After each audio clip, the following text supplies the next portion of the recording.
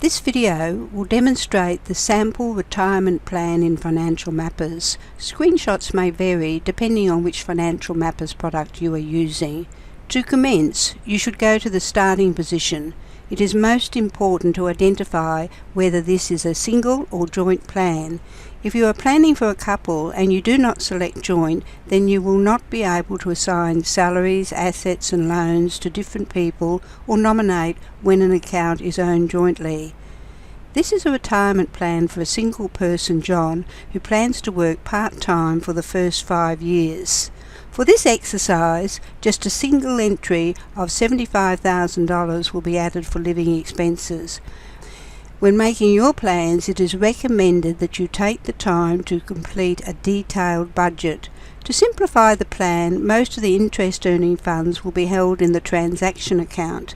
This is like a checking account. However, in Financial Mappers, only income and expenses associated with home ownership, investments and superannuation are applied to this account. Any personal income and expenses are allocated to the budget. It is really important to remember this distinction when making a plan with Financial Mappers. John owns his own home without any debt. He also has a debt-free investment property. Apart from the money in the transaction account, a separate account has been set up to hold some cash reserves separate to other investments. John has investments in both shares and managed funds. When it comes to superannuation, you should enter all your accounts if you have more than one. Note that entering the data for this account is a two-step process. The first step is to enter the data for the account and then save. You then need to select which account is to receive your employer contributions and then save a second time. If you have a self-managed superannuation fund, then this will need to be added directly into the account when you create the plan. In this plan, there is also the inclusion of an annuity, and this has to be added directly into the plan. The last section is to allocate savings from salary, but as this is a retirement plan, entry here will not be necessary. If you would like a report of all the information added in the starting position, then you can generate a report here. You are now ready to create your plan, and the option New Plan from Starting Position should be selected. On the plan details, you will need to give the plan a name and select the plan type of retirement only. John is age 67 and his target retirement income is $90,000 a year. Now the plan is open, let's start at the first chevron, Plan Objectives. Here you can write your plan objectives and then set out the strategies you plan to use to achieve those objectives. There's a special space for you to record any general comment or any milestones. Setting your financial targets will most likely be more important during the savings phase of your life. However, having an idea of how much money you want to have left over at different time periods may be important for some. You may have up to 3 time periods. When getting started, you may want to keep it simple and start with a target for the first 5 or 10 years, depending on the length of your plan. Here's a tip. If you don't want to enter the targets, simply make the schedule and press Save, and then compare results, and this will give you the answers to all these periods. Using the asset allocation and statistics will give you a quick overview of the type of plan you are creating. There are 3 sets of options, but assets are most likely all you will need at this stage. When the plan is completed, you can return to see if you have achieved your targets. Now we are on the planner page. What we need to do here is to add the additional information required for each account. As this is a retirement plan, allocating how you draw down your assets will be an important part of the planning process.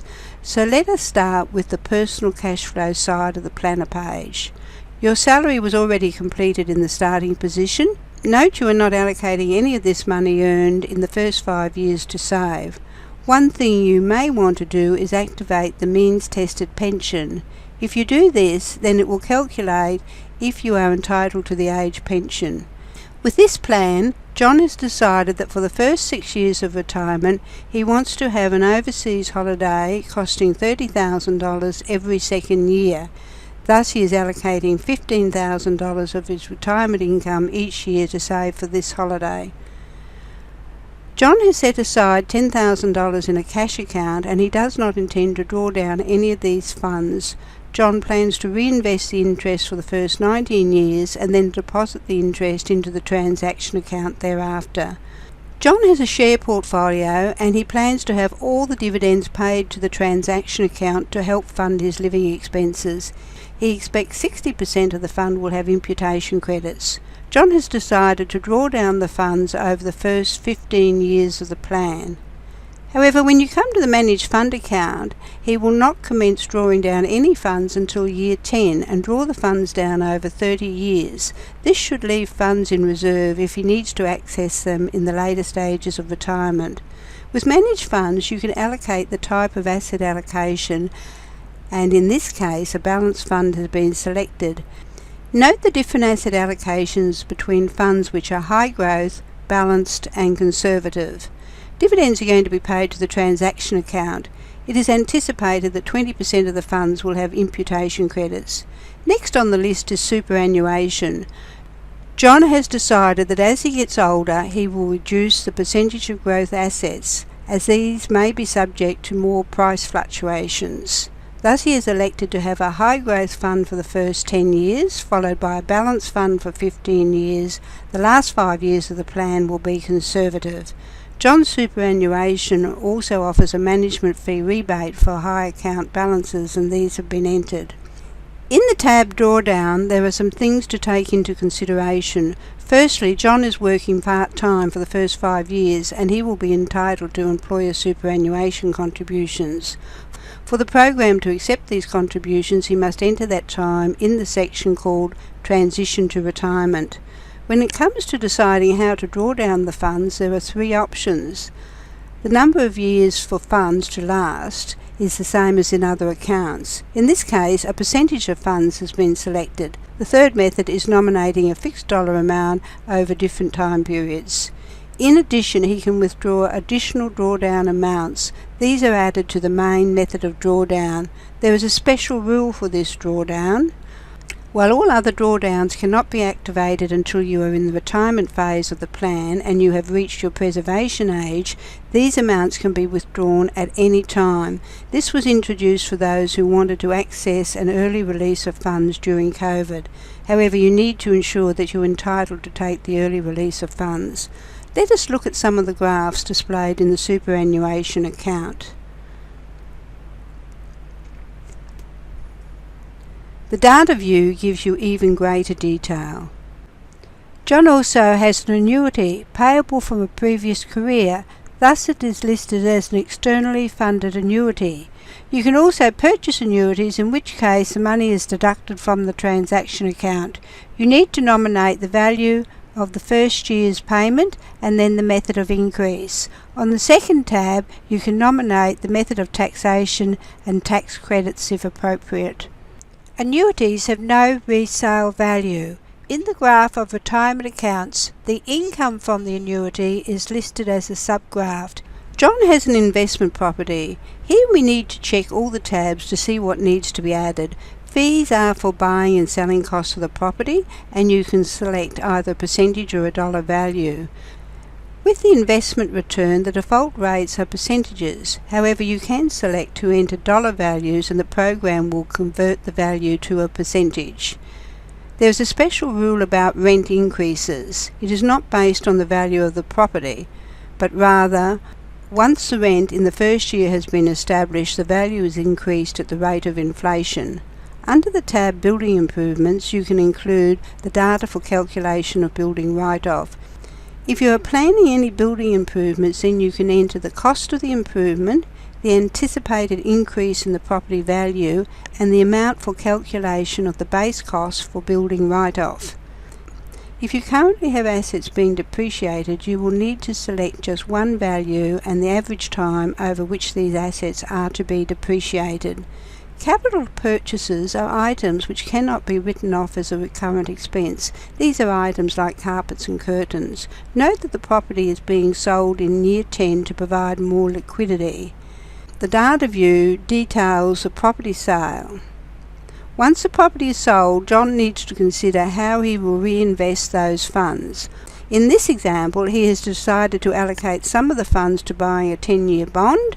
He will roll over the bond for a second 10-year period. To maintain some investment in property, John has purchased a property trust, which is a form of managed fund. See how the asset allocation has been changed? The dividends will be reinvested and the funds will be drawn down over 15 years. The home is a source of wealth. It may be that during retirement you plan to release some of that wealth by downsizing. You may also be planning to make some extra income by renting a room.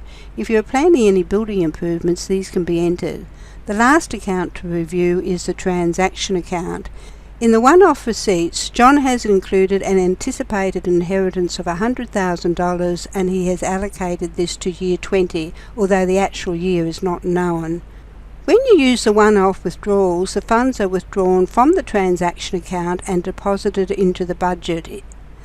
The last and most important thing to do is allocate how much of your superannuation and investments you want to spend each year. On this planning page you have access to all the information you need.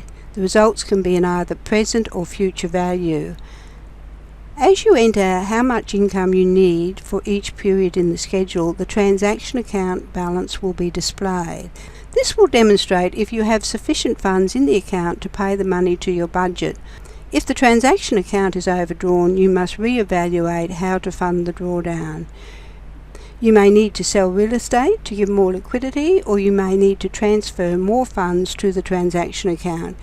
It is important that you understand each of these graphs. The first graph, the drawdown amount, is divided into three types. Income from your retirement accounts. This will include your superannuation and any annuities. The income generated from your investment income. If you don't have sufficient income from your superannuation and investments, then investment capital will need to be sold. When investment capital is sold, you are left with less capital on which to earn income. It would be great to have sufficient income from your superannuation and investments to fund your entire retirement income, but most people will need to sell down assets over their retirement. The second graph is showing from which accounts the money is to be withdrawn. In the data view, you can access more detail. Look at the managed funds where the withdrawal starts in year 10. If you need to change that information, you can do it directly here rather than returning to the managed fund account. The graph for net investments and retirement funds show the total value of these funds for each year. The last graph demonstrates when you may be entitled to the age pension. If you had any other non-means tested pensions, these would be included as well. Note that the money from pensions is not included in the retirement income. It is paid directly to the budget.